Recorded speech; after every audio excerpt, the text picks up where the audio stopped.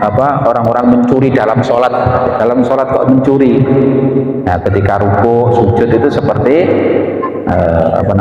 ayam yang notol ini ya makanannya.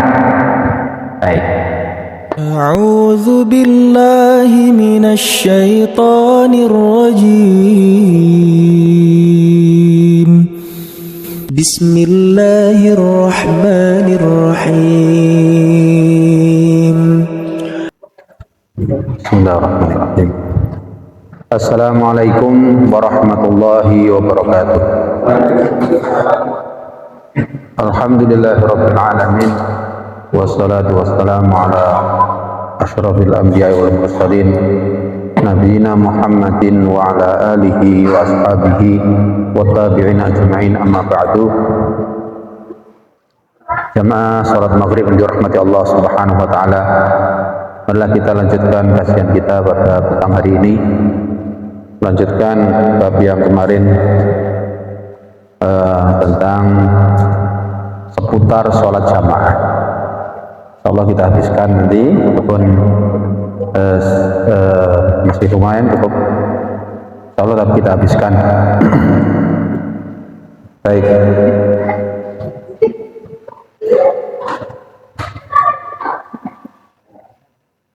Yang ke-16, yang ke-18. Maja'a fi i'adati sholati ma'al jamaah, yaitu membahas tentang mengulangi sholat dengan berjamaah. Orang yang sudah sholat, baik sholat fardu, baik dengan jamaah maupun sendirian, itu bisa mengulangi apabila ada sholat berjamaah. An Yazid ibnul Aswad qala shallaina ma'an nabiyyi sallallahu alaihi wasallam al-fajra bi Mina. Ketika kami sholat bersama dengan Rasulullah, sholat subuh di Mina. Faja'a rajulani hatta waqafa ala rahilihima, datanglah dua orang yang menunggang kendaraannya, yang menunggang onta. Fa amara Nabi sallallahu alaihi wasallam faji'a bihima. Nah, ketika Rasulullah sholat dengan para sahabat, orang ini datang ke situ, kemudian tidak sholat bersama mereka. Setelah selesai, Rasulullah memerintahkan, datangkan dua orang tersebut, hadapkan ke saya sini. Kemudian datangkanlah dua orang tersebut. Faji'a bihima tar'adu faraisahuma. Jadi tubuhnya itu ketika didatangkan Nabi gemetar, takut. Ada apa kok kami berdua dipanggil kemudian di hadapan pada Rasulullah? Faqala lahuma, Rasulullah bersabda, ma manakuma antusolliya ma'an nasi. Terus ini ada kelanjutannya, agak panjang hadisnya. Kenapa engkau berdua tidak mau sholat dengan orang-orang tadi, dengan jamaah tadi? Alastuma muslimaini, bukankah engkau berdua ini muslim? Qala, mereka berdua berkata, bala ya Rasulullah, ya Rasulullah, saya muslim. Walakin, ya tetapi, inna kunna qad shallaina fi rihalina. Nah, tetapi kami dalam perjalanan tadi menuju ke Mina tadi, kami sudah sholat, sudah selesai menjalankan sholat subuh. Faqala lahuma, Rasulullah bersabda, idza shallaituma fi rahilikuma, ketika kalian sudah sholat dalam perjalanan kalian, tsumma ataitumal imama fasalliya ma'ahu fa innaha lakuma nafilatun. Apabila engkau sudah sholat di dalam perjalanan kalian berdua, kemudian kalian berdua datang satu tempat, dan sedang ada sholat jamaah di tempat tersebut, maka sholatlah kalian berdua dengan jamaah yang sedang sholat jamaah tersebut sebagai nafilatan. Bagimu itu sebagai sunnah atau tambahan. Nah, ini orang tadi sudah sholat subuh, kemudian ceritanya seperti itu runtutannya. Rawahu Ahmad wa Abu Dawud.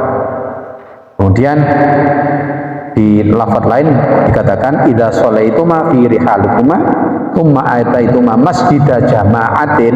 Ya, apabila engkau sudah sholat dalam perjalanan kalian, kemudian kalian datang atau pada suatu tempat, di sini adalah masjidu jama'atin, di masjid, engkau datang ke masjid, di situ sedang sholat jamaah, fasalliya ma'ahum, sholatlah kalian berdua bersama dengan jamaah tersebut. Fa innaha lakuma nafilatun, itu sebagai amalan sunnah atau tambahan bagi kalian. Nah, kemudian ada hadis yang mengatakan begini, wa amma qaulur Rasul sallallahu alaihi wasallam fil hadits sahih. Dalam hadis disebutkan Rasulullah bersabda, la tusallu salatan fi yaumin marrataini. Engkau jangan sholat 2 kali dalam sehari, 2 kali sholatan. Misalnya sholat zuhur, jangan kalian sudah sholat zuhur terus kemudian sholat zuhur lagi. Ini bagaimana memahaminya?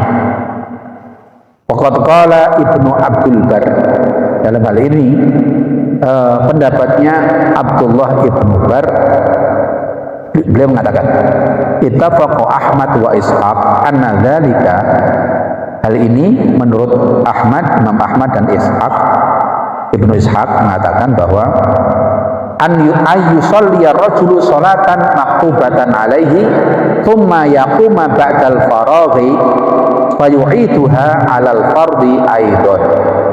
Orang sudah melakukan sholat wajib, kemudian berselang waktu sholat lagi juga sholat wajib lagi. Nah, ini tidak seperti itu yang tidak bolehnya. Hadis tadi yang saya tadi mengatakan janganlah engkau sholat dalam sehari itu 2 kali. Artinya sholat maghrib 2 kali, sholat maghrib, sholat isya juga demikian. Maksudnya sudah sholat wajib kemudian sholat lagi sholat wajib. Baik. Wa amma man shalla atsaniyata, yang di sini disebutkan hadis pertama tadi, ketika kalian mendapati satu sholat jamaah, kalian sudah sholat, maka sholatlah dengan niat sholat nafilatan, sholat sunat yang kedua. Baik. Terus begini, misalnya sering kali kita mendapati orang sudah terlambat tidak mendapatkan jamaah. Kita sudah sholat sunat atau masih duduk belum sholat sunat. Ada orang datang, sudah nggak ada sholat jamaah. Bagaimana? Dia boleh jamaah dengan orang yang sedang sholat sunat, sholat ba'diyatul maghrib atau ba'dal isya. Langsung sholat jamaah di situ boleh. Yang imamnya sholat sunnah, dia jamaah sholat fardu. Atau apabila ada yang tahu, wah ini orang datang, kayaknya terburu-buru dan sebagainya, belum tahu. Ditanya, misalnya tanya, mau sholat ya? Iya, ya sudah selesai. Ayo saya kancani, saya temani. Saya sholatnya sholat sunnah, kemudian dia yang ditemani tersebut adalah sholat wajib. Ini niatnya sholat sunnah, nafilah sunnah. Walaupun juga sama rakaatnya sholat maghrib juga, yang menemani tadi sudah sholat jamaah. Nah, terus kemudian dia ulangi menemani orang yang belum sholat jamaah tadi ditemani. Nah, yang boleh saja, bisa saja yang mana yang lebih banyak atau lebih baik bacaannya jadi imamnya. Nah, boleh saja buatnya. Nah, yang sudah sholat jamaah tadi itu niatnya sholat sunnah.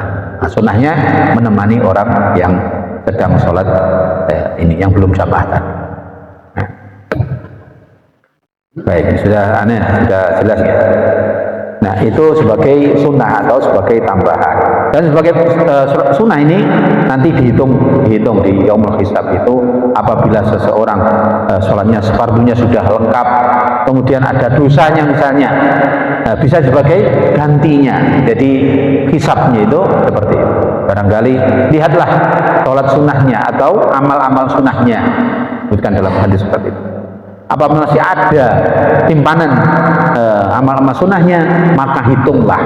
Jadi dihitunglah antara amal baik dan buruknya, diantaranya adalah sunnah, amal-amal sunnah.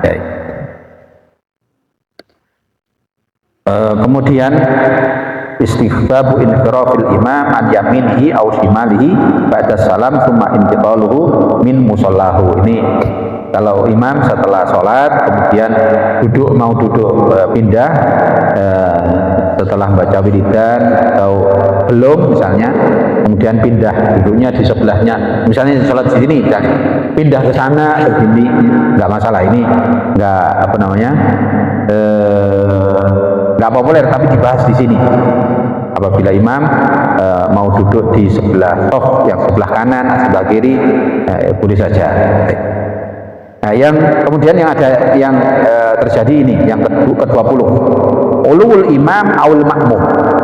Tempatnya imam itu lebih tinggi daripada tempatnya makmum. Ada masjid seperti itu, yang tempat imamannya itu lebih tinggi, kemudian makmumnya lebih rendah. Yukrahu ayyaqifal imam a'la minal makmum. Makruh hukumnya apabila tempatnya imam, artinya permanen, ini permanen. Nanti bagaimana kalau yang dalam kondisi tertentu? Nah, itu tidak permanen, tidak termasuk dalam hal itu. Tempatnya imam itu lebih tinggi, tempatnya makmum lebih rendah. Fa Nabi Mas'udin al-Ansari qala, Abu Mas'ud al-Ansari berkata, nah Rasulullah sallallahu alaihi wasallam an yaqumal imamu fawqa syai'in wan nasu khalfahu. Rasulullah melarang seorang imam itu tempat ngimaminya itu lebih tinggi, fawqa syai'in, lebih tinggi daripada tempatnya manusia di belakang atau makmum di belakang. yakni asfala minhu, yaitu lebih rendah makmumnya. Rahu ad-Darqutni. Terus kemudian ada hadis yang mengatakan begini,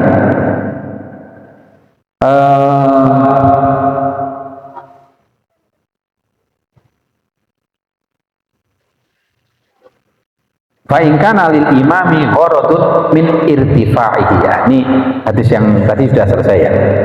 Terus kemudian ada fa in kana lil imami gharadun min irtifa'ihi 'alal ma'mumi fa innahu la karahata hina idzin. Apabila imam suatu momen, suatu saat harus lebih tinggi daripada makmumnya untuk suatu kepentingan, maka tidak makruh. Fa'an Sahl ibnu Sa'ad al-As-Sa'idi qala, diriwayatkan hadis oleh Sahl ibnu Sa'ad as-Sa'idi, beliau berkata, ra'aitun nabiyya sallallahu alaihi wasallam jalasa ala mimbar awwal yaumin wudi'a.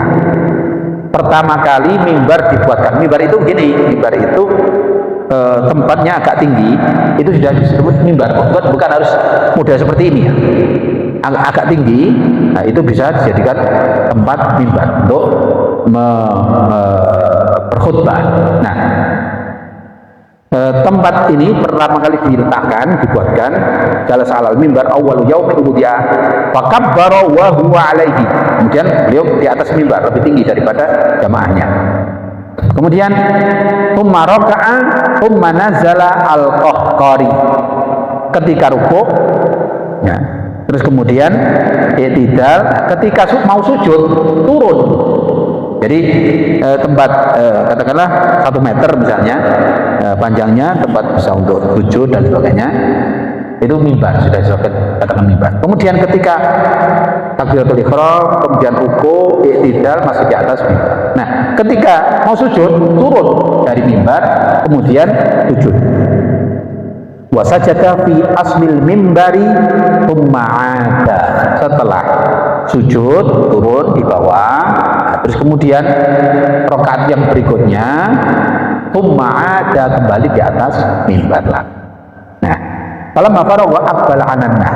Ketika sudah selesai salat, menghadap manusia, jemaah semuanya. Faqala, kemudian dia bersabda, ayuhan nas, innama shana'tu hadza lita'tammu bi. Saya melakukan seperti ini supaya kalian mengikuti aku. Kemudian walita ta'allam sholati, supaya kalian belajar bagaimana sholatku. Ini ada kaitannya dengan shollu kama ra'aitumuni usolli.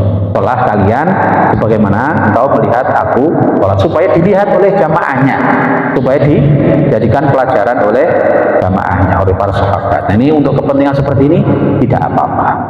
Jadi tidak permanen. Kalau dibuat permanen, jelas ini sudah niat membuat imam lebih tinggi daripada makmum. Baik. Baik, kemudian yang ke-21, iqtida'ul ma'mum bil imami ma'al ha'ili bainahuma. Makmum mengikuti imam, di antara keduanya tersebut ada jarak, ada pemisahnya. Ya juzu iqtida'ul ma'mumi bil imami wa bainahuma ha'ilun. Boleh. Salat antara makmum dan imam ada pembatasnya. Idza alima intiqalatihi, apabila tahu makmum tersebut gerakannya imam, biru'yatin aw sima'in, dengan penglihatan atau pendengaran. Qala al-Bukhari mengatakan, qala al-Hasan la ba'sa an tusalliya wa bainaka wa bainahu nahrun. Bahkan boleh antara imam dan makmum itu ada pemisah, yaitu sungai, tapi ya enggak sungai Mahakam yang berapa puluh meter gitu. Nah, terus kemudian waqala Abu Majlis ya'tamu bil imami wa in kana bainahuma tariqun aw jidarun idza sami'a takbiratal ihrami. Nah, ini sudah selesai. Boleh antara imam dan makmum ada pemisahnya, di antaranya jalan atau tembok, asalkan makmum mendengarkan takbiratul ihram atau mendengarkan suaranya. Seperti ini, gini. Sholat Jumat misalnya, atau sholat Id ketika turun hujan, semuanya ke masjid, sholat hujan ya pas sudah, sholatnya di masjid. Nah, sholat Jumat misalnya sudah nggak muat ini, lantai 1, lantai 2. Kemudian yang di bawah kan yang di atas di sana lebih tinggi, di bawah boleh saja. Terus kemudian di jalan ini boleh. Bahkan seberang jalan itu di lapangan kan sudah ada sungai itu. Nah, untuk seperti itu tidak masalah. Karena bukan permanen atau bukan disediakan untuk seperti itu, ya. Dan kemudian kalau di ini, bagaimana yang permanen seperti itu? Berarti di Masjidil Haram, yang sudah di sana mungkin bisa melihat. Yang di hotel yang tinggi itu, kemudian yang di istana, apalagi kalau Ramadan, saya melihat kadang itu ya pas jeda istirahat itu, lihat itu di atas istana, yang dekat istana raja itu kelihatan orang pada ini juga sholat. Bagaimana? Kan nggak mungkin ya turun mendengarkan. Nah, seperti bagaimana? Nah, dalam hal itu dan permanen kan itu kan. Kemudian yang di hotel Darut Tauhid Interkontinental ya, sebelahnya itu sebelah masjid tambahan dari Raja Fahd itu dulu saya pernah sholat di lantai 2 di hotel itu. Kemudian di bawah itu penuh, latarnya masjid itu penuh dengan jamaah. Ya nggak mungkin di sana. Boleh juga sholat di hotel di atas di gedung yang berbeda, yang terpisah dengan tembok atau jalan, seperti itu nggak masalah. Asalkan tahu gerakan, nggak langsung ke imamnya nggak kelihatan kadang. Nah, bagaimana yang ada di depannya kelihatan, jadi makmum yang ada di depannya. Yang ke-22, hukmul ittimami biman taraka fardhon. Bagaimana hukumnya mengikuti imam yang meninggalkan rukun atau syaratnya, rukunnya sholat. Nah, tasihu imamatu man akhalla bitarki syartin aw ruknin idza atammal ma'mumu wa kana ghairu alimin bima tarakahu. Boleh bermakmum kepada imam yang meninggalkan rukunnya salat, ghairu alimin bima tarakahu, yang mana dia tidak tahu bahwa imam tersebut meninggalkan rukunnya. Ini bisa dua kasus ini. Misalnya begini, ini sama-sama antara makmum dan imam. Imamnya itu banyak pikiran dan masalah, kemudian lupa nggak baca fatihah. Terus kemudian makmumnya juga lalai ketika sholat, juga blank, sama-sama blank. Bagaimana seperti itu? Nah, ini kasus yang pertama seperti itu. Apabila tidak ada yang ingat, sama-sama makmum dan imamnya gitu. Karena saya pernah di sholat waktu itu sholat id ya. Makmumnya, imamnya nggak bawa Al-Fatihah, langsung Sabbihisma rabbikal a'la langsung. Dan Allahu Akbar kan sudah ngitung ya. Ini sudah berapa kali? Sudah 7 kali gitu. Kan sudah menyita pikiran ini. Habis itu langsung semangatnya Sabbihisma rabbikal a'la. Nggak baca Al-Fatihah dan nggak ada yang ingatkan, pernah seperti itu. Nah, hal yang seperti itu nggak apa-apa, jadi sah ininya makmum kepada imam yang seperti itu, sama-sama lupa atau sama-sama satunya lupa, satunya pikirannya di luar. Yang kedua, kasus misalnya orang masbuk, rakaat pertama imam tadi lupa nggak baca Fatihah, pokoknya salah satu rukun sholat, tujuannya cuma sekali tok misalnya rakaat pertama, terus kemudian dia makmum masbuk dapat rakaat yang kedua. Nah, imam tadi kan meninggalkan salah satu rukun. Bagaimana seperti itu?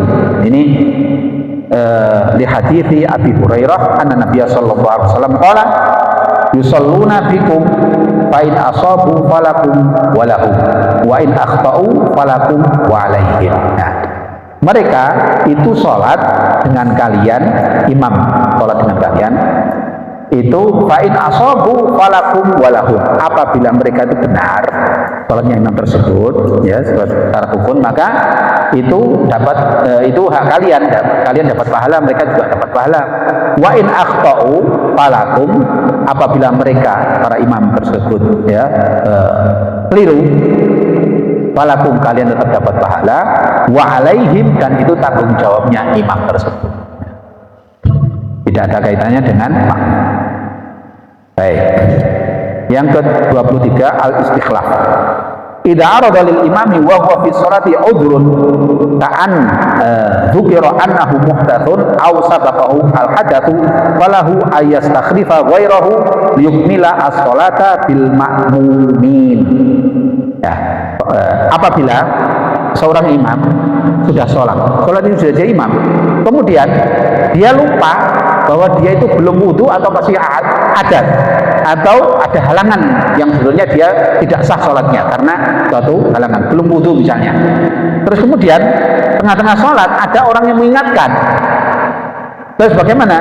Maka boleh dia mundur kemudian mendorong yang di belakangnya untuk menjadi imam apabila yang ada yang mengingatkan.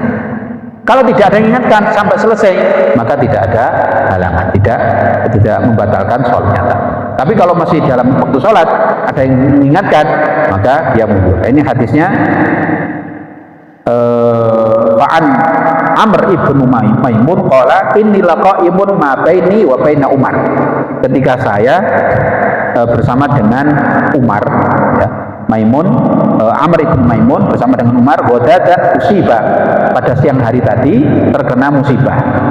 Illa Abdullah ibn Abbas, fama huwa illa an kabbara fa sami'tuhu yaqulu. Fama huwa illa an kabbara fa sami'tuhu yaqulu. Hanya saja Umar pada waktu itu sudah takbiratul ihram. Terus kemudian Abdullah ibn Abbas berkata, qatalani au akalani kalbun hina qanihi wa tanawala Umar Abdurrahman ibn Auf faqaddamahu fa shalla bihim sholatan khafifatan. Nah, kemudian Ya tadi ya Umar tadi ngimami. Siangnya tadi bersama dengan Amr ibnu Maimun. Terus kemudian ketika sholat, Abdullah ibnu Abbas ternyata tahu pada siang hari tersebut dia terkena ini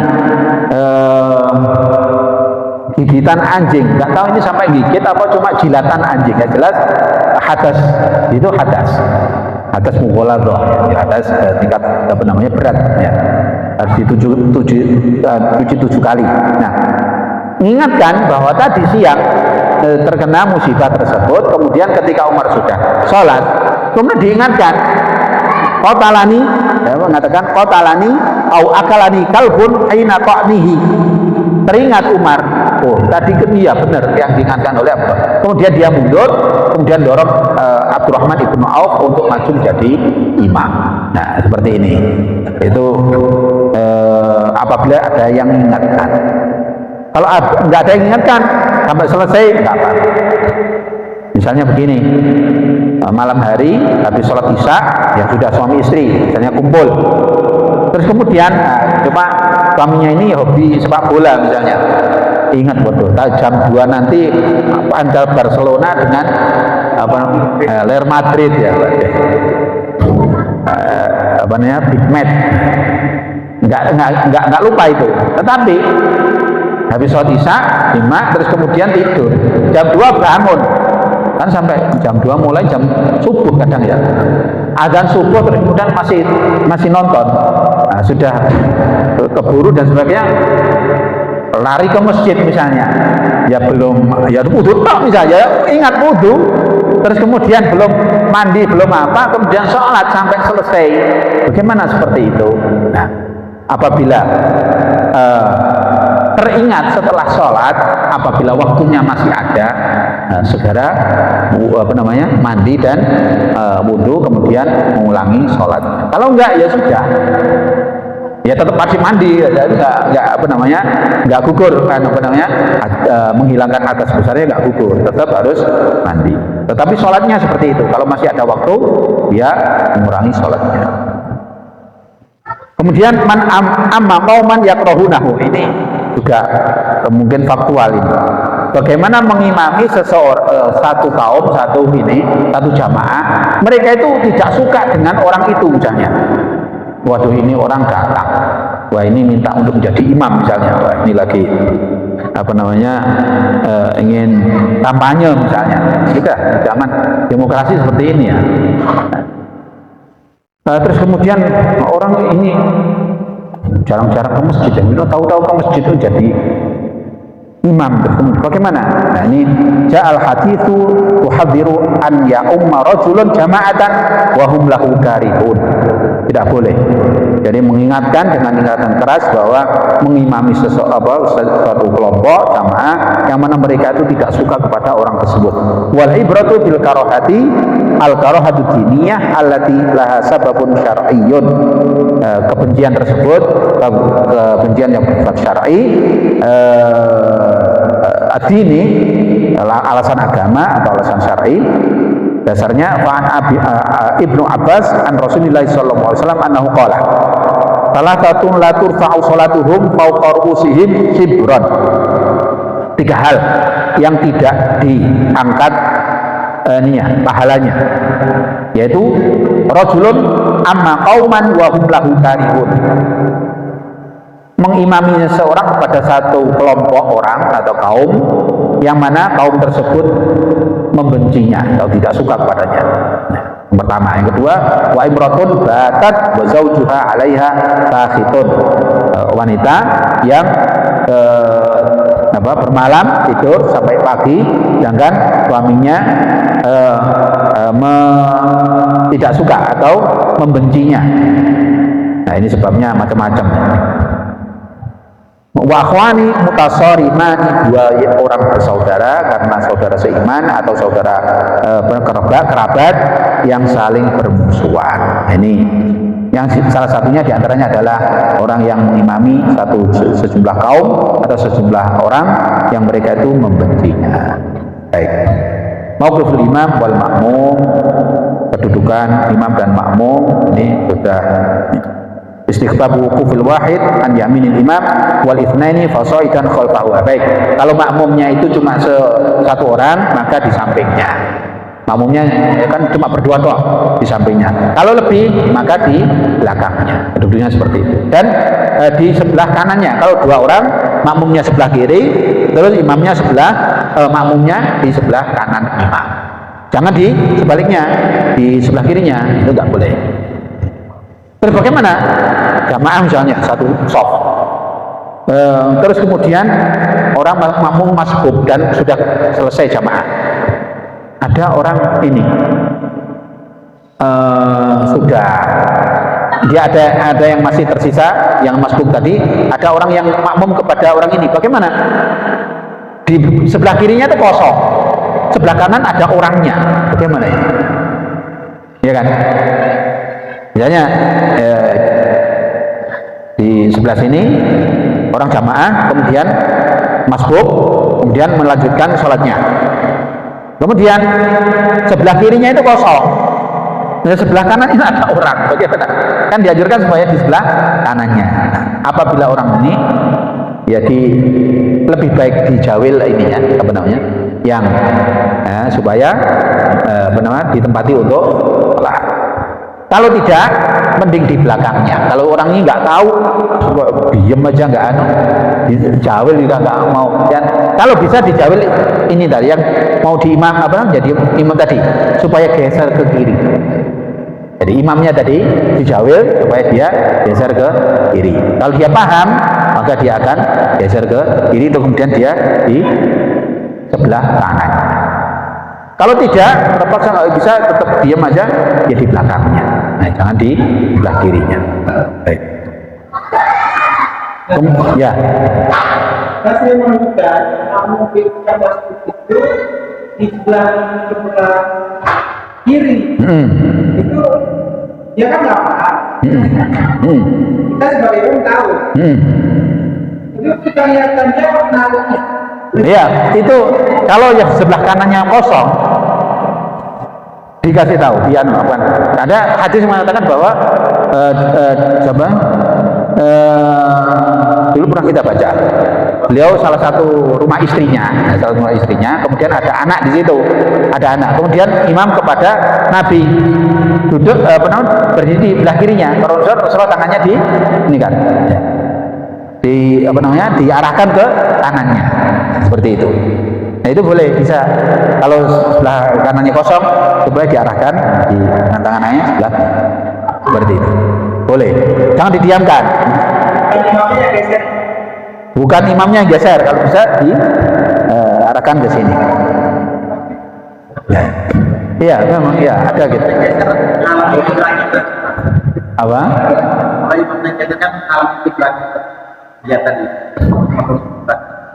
Oh, dia ya, makanya kalau bisa ya itu dia paham, jadi ya suaranya di sebelah.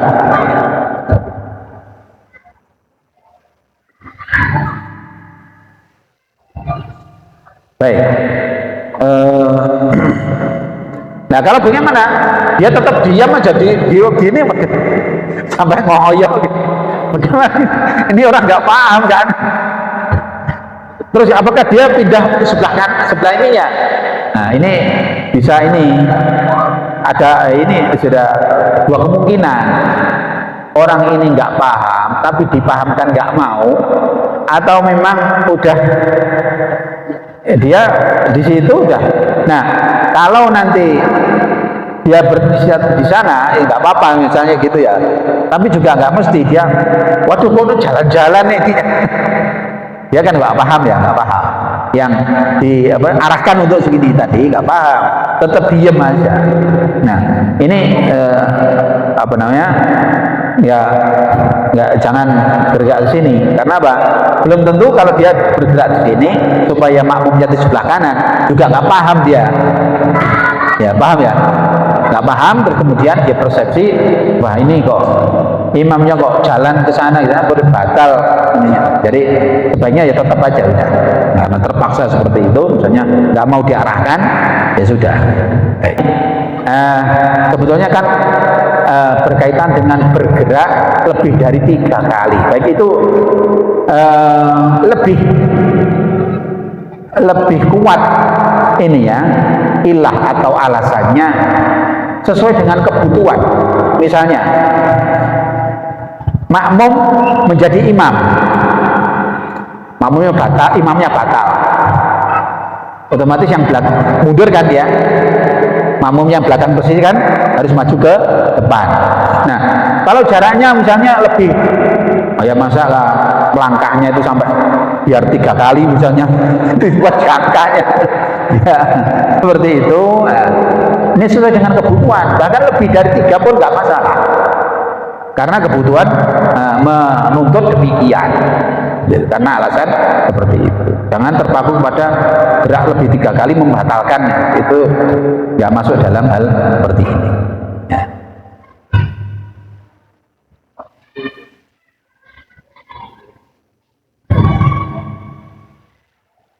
Mauqifus sibyan wan nisa minar rijal, kedudukan anak-anak, wanita dan laki-laki.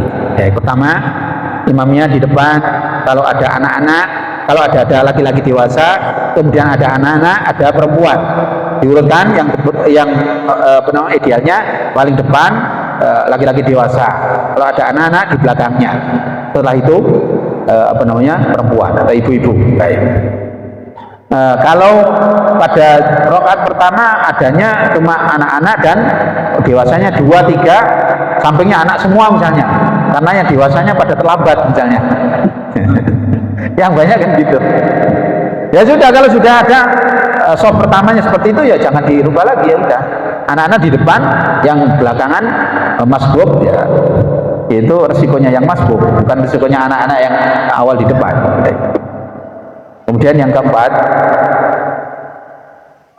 sholatul fardi khalfas soffi. Nah, ini man kabbara li sholati khalfas soffi thumma dakhalahu wa adraka fihi ar-ruku' ma'al imami sahhat sholatuhu. Gini, apabila ada orang sholat di belakangnya sof, ini karena orang masbuk, terlambat sholat, kemudian masbuk, sofnya itu sebetulnya masih ada kosong di depan, misalnya di sini ya.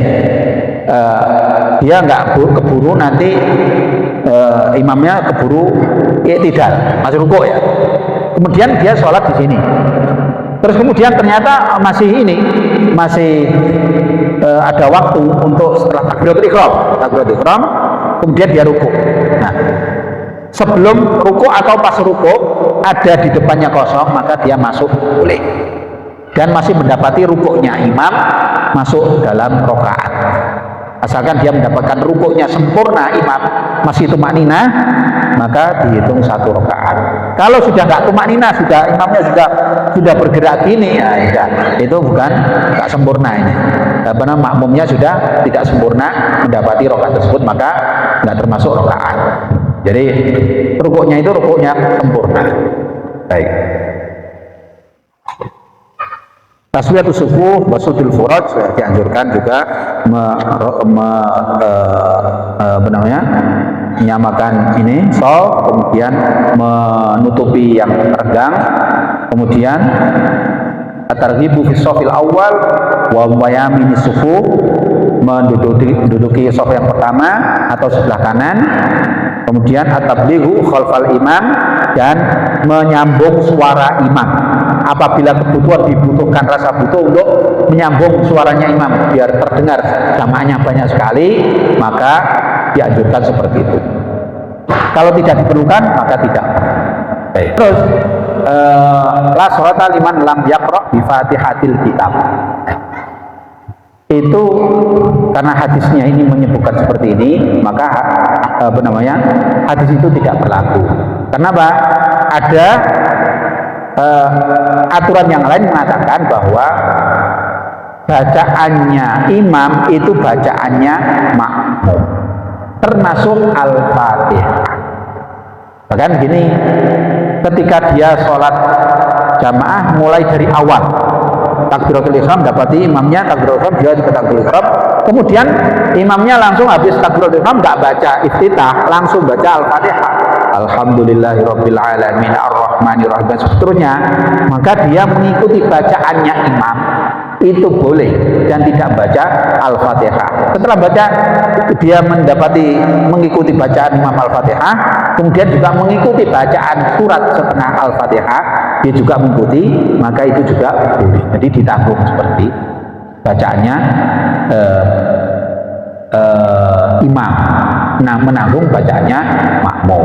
Tapi juga boleh ketika menyempatkan waktu, ada kesempatan misalnya dia membaca Al-Fatihah, itu juga boleh. Jadi hadis ini tadi jadi tidak bisa menggugurkan sahnya hadis yang mengatakan bahwa orang yang mendapatkan rukuknya imam maka termasuk satu rakaat. Sebetulnya katakanlah hal-hal yang mubtilatus sholat, yang membatalkan sholat itu bukan karena gerakannya 3 kali, bukan karena 3 kali, bukan. Kalau dihitung normatif seperti itu, orang yang gerakan karena ya kondisi darurat tadi ya, gerakan jalan ke depan, atau gini banyak ya kayak di pondok itu yang batal di depan kemudian mundur, yang depannya kan, yang belakangnya maju ke depan, belakangnya juga maju ke depan. Banyak sekali yang seperti itu. Nah itu enggak tidak sampai membatalkan sholat, tidak sampai membatalkan sholat. Ini babnya adalah bab al-khusyuk, ya, kesempurnaan sholat. Tidak sampai membatalkan sholat, kesempurnaan sholat. Nah, kalau sudah kesempurnaan sholat, ada yang lupa nggak matikan HP, kemudian HP-nya berdering seperti itu. Nah, bagaimana? Kalau bisa ya, kalau ini ya ijtihadiyah. Kalau bisa matikan gini, jangan diambil kemudian lihat dulu, waduh.